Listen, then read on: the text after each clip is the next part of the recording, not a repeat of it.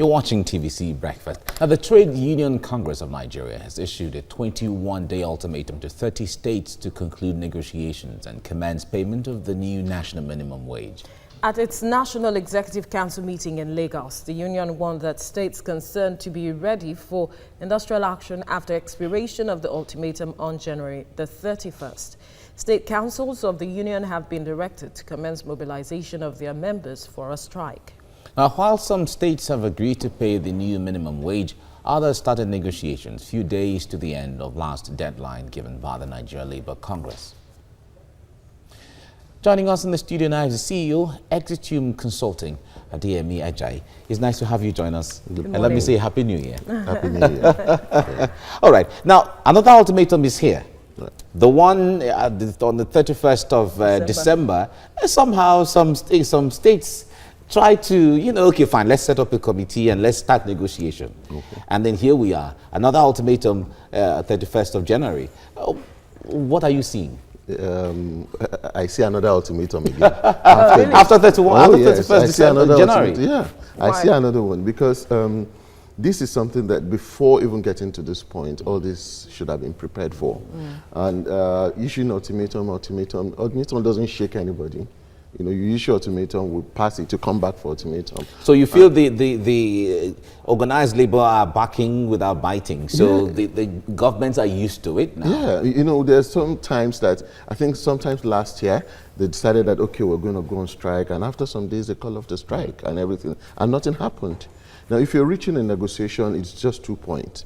Two individuals or groups coming together to say, see, let us reach a middle point. And this middle point now is that everybody is defending their own interest. So the labor is defending its interest, the governments are defending their own interest. But the truth is this, I personally do not see the government meeting this ultimatum. Because we know the economic realities now.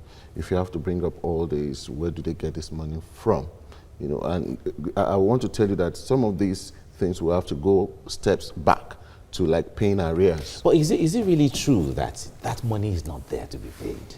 That argument is something a lot of Nigerians find difficult to agree or accept. Exactly. Oh, okay. That money is not there to be paid. Logically, I agree with you. The money is there. But we're just talking about principle and ethics exactly. now. And ideals. The ideals, yeah. Because the money, personally, I believe the money is there. Okay. Yeah. But in terms of principle, in terms of, they'll tell you the money is not there.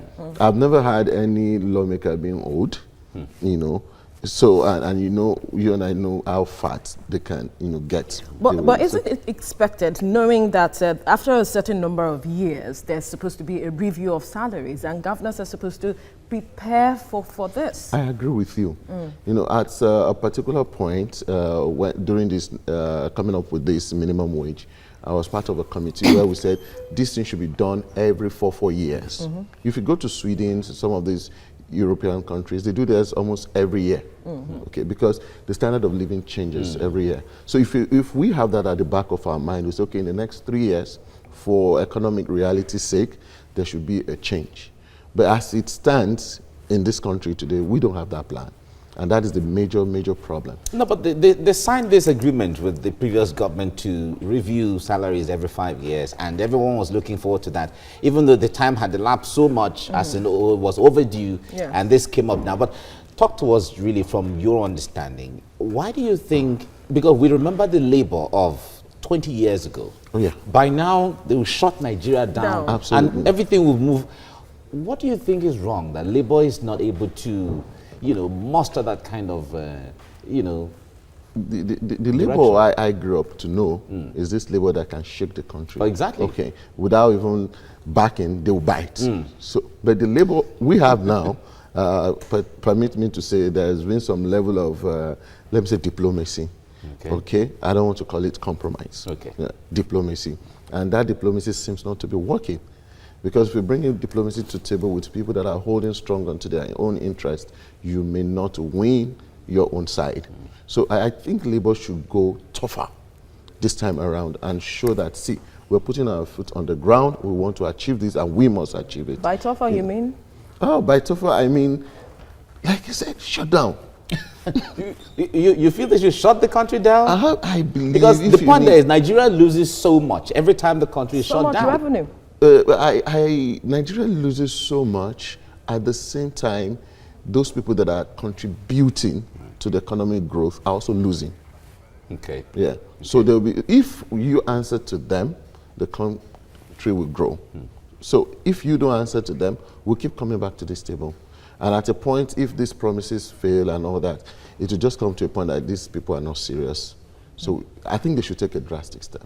So what is the hope of the Nigerian worker now? You talked about the economic realities and the fact that perhaps the current labor that we have are using diplomacy to kind of achieve what they're supposed to, but yet it's not getting the desired result. Seeing that perhaps in the next 5 years there's supposed to be another review of salaries. Yeah, I think labor should be proactive even before getting to this point. You know, and the reality for Nigerian worker, you agree with me that last year, for example, the cost of living went up from 62,000 to 74,000. I think there's an index, a research group that does that globally. Yeah. So for Nigeria, you will need 74,000 naira to survive. And now we're even talking about 30,000 naira, and it's difficult. So that tells you that there is a gap, you know, for a lot of workers. And I want to bet you that a lot of workers borrow against their salaries. And at a point, they may not be able to fund that borrowing from their salaries. And that is why we have people going for alternative means of surviving. So I want to say for now, most workers are in survival mode. You know. So not living, let's survive first. Let's survive. Before we... Well, anyway, it's all right. Well, let's pray and hope for the best for the country, for labor, for workers, and for everyone. Thank you so much for your time on the program. Thank you so much. Thank you. Thank you. Right.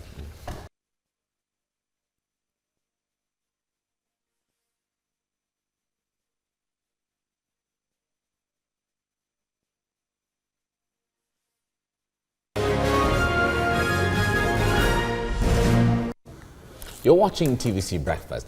The Trade Union Congress of Nigeria has issued a 21-day ultimatum to 30 states to conclude negotiations and commence payment of the new national minimum wage.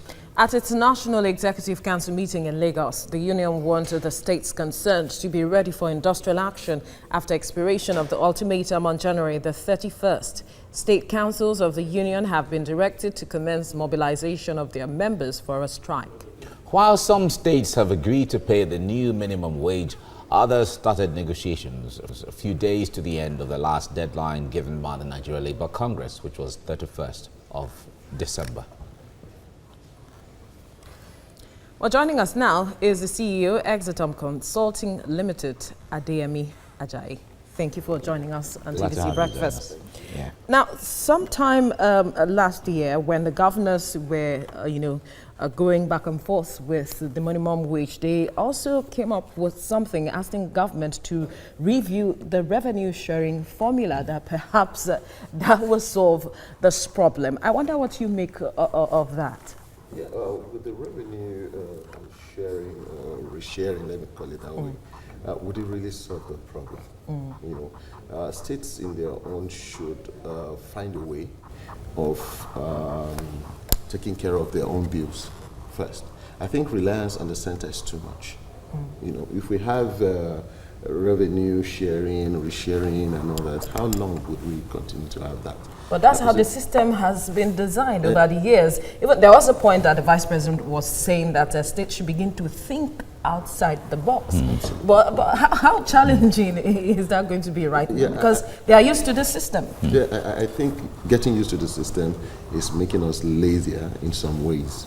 You know, there should be ways that states can generate their own money, and they should find a way of, from year to year, generating their own revenue to sustain their operation. A lot of them have argued that when it comes to generating their revenue, a lot rests on exploration and things like that. And certainly, if it has to do with mining and all of that, it is totally on the exclusive list. And states have no hands in that when it comes to the standards of the law. That shouldn't even be the only thing. There are other areas. Okay. I don't think there is a restriction to things like agriculture. You know, agriculture can generate revenue for so many states. I believe that. Yeah. And if we have to go on full scale agriculture for some of these state piloted agricultural businesses, it will go a long way, You know, it will even create more jobs. It will meet a lot of needs. But we always want things the easier way. We're so lucky to have oil. Let's put it in this context. What if we do not have this oil? What happens to us? Wow, that's a big question. Now, the point there is, a lot of people are now saying that a situation where labor always comes up with the issue of increment in salary, and then when the salaries are increased, in 1, 2, 3 years, the realities of the society sucks up that money where it makes no sense. It's like you're back to square one because of the standard of living and all of that. They're now calling for labor to look into the real issues, the standard of living, the convenient or conducive environment, all those things that make life worth living, so that you don't even need to, you can receive the amount of money you receive for 12, 15 years, so long as the environment is conducive and convenient. That has been what I've been personally advocating for. Okay. If we have a system where you have access to free healthcare, Yes. or subsidized healthcare, or where you have working insurance, for instance. Working insurance, subsidized healthcare, and all that. I mean, that would be like palliative measures. So even when you increase salary or you don't increase salary, people have access to some basic things that will help them. You get my point. So, but if you come to that point where there are no other structures in place to make the money even has value, you know, it will just make it to lose its value even if you pay. This 30,000 has already lost its value, if you ask me.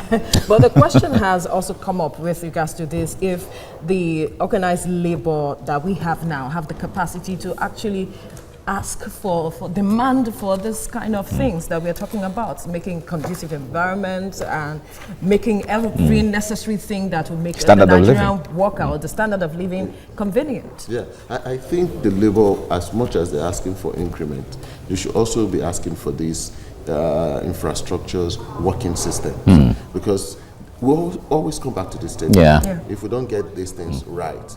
So if you have access to some of these benefits, to a large extent, it will take care of long-term expectations of this salary increment.